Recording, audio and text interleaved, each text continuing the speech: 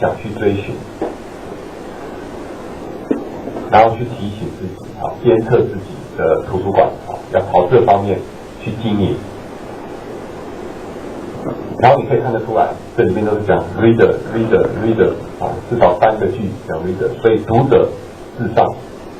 因为图书馆是一个服务组织，所以读者至上，顾客至上的意思。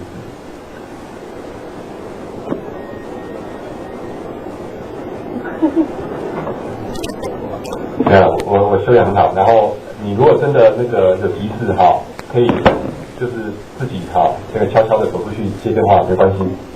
如果要上洗手间，也可以自己出去，不需要举手。就说老师我要上洗手间，不用看，这边不必那么严谨。但是为了避免干扰其他同学所以你改成震动式震动式的铃声会更感激。我刚讲到哪里？我讲到下课吗？读者至上，读者至上。